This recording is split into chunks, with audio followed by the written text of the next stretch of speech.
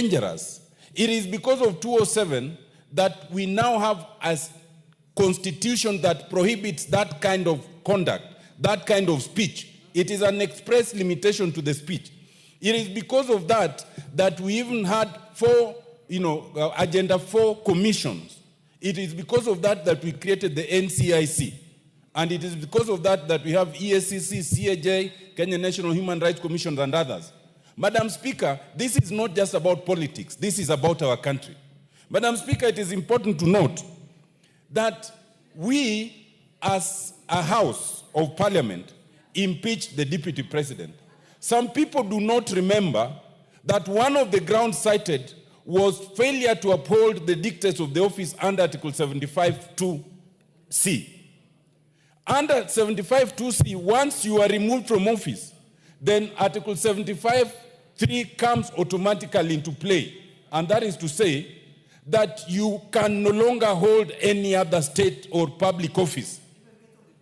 We did not pronounce ourselves on that because at the time we were focusing on the question of impeachment. I think, Madam Speaker, now, what we should address ourselves to now on this matter brought by Honorable Junet is how do we now invoke Article 75(3) that now pronounces that the Honorable Rigathi Gachagua can no longer hold state or public office. That is when these things will reduce. And I invite you, Madam Speaker, that through the Speaker's communication, it might be important to guide this House, whether we can do so by way of a petition, or whether we do so by way of a special motion, or whether we do so by way of a special inquiry by the House as the House, so that we pronounce ourselves on that matter.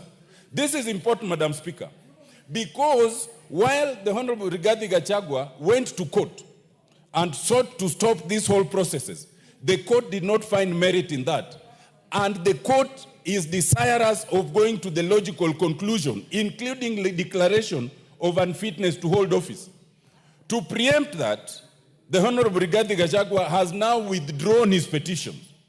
Two things. One, I want to urge this House, through its lawyers, to insist to the court to go to the merit of that matter. We want the court to declare whether Parliament was wrong or not, including fitness to hold office.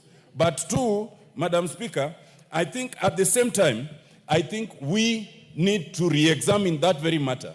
I want to say, Madam Speaker, that the NCIC is a body that was established for these very purposes. I have served as a commissioner. I never saw a day when anybody dared the commission in defiance of a summons. I think that is the height of impunity. If we were to go there, then we will no longer have a country, because we are all capable of saying a lot of bad things. I want to urge the NCIC to come of age and do what it needs to do. I want to urge that the NCIC must be shown to bite. Just 1 minute, Madam Speaker. You know, the Honorable Rigathi Gachagua cannot say that I will not attend because there are others who have uttered things that they've not been summoned. Anyone who says that things should be summoned. But in law, you cannot say that I am not guilty because Otiende Omollo is also guilty.